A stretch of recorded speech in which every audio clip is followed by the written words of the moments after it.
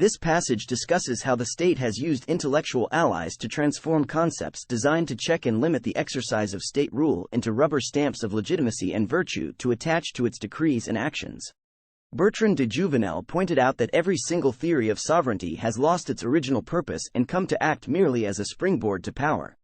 The Bill of Rights and other restrictive parts of the American Constitution have been the most ambitious attempt to impose limits on the state, but the state has transformed judicial review from a limiting device to yet another instrument for furnishing ideological legitimacy to the government's actions.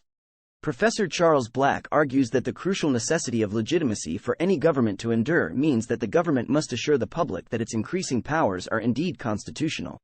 He explains that one agency must have the ultimate decision on constitutionality and that this agency must be part of the federal government, which violates a basic juridical principle for aiming at just decisions. The state has set itself up as a judge in its own cause, which means that the achievement of justice and legitimacy from the state's perpetual judging of its own cause is something of a miracle. Black chides his fellow pro-New Deal colleagues for their short-sightedness in denouncing the Supreme Court's invalidation of the National Industrial Recovery Act of 1933 and recognizing that the Supreme Court was merely trying to defend the written Constitution. Subscribe Libertarian Facts.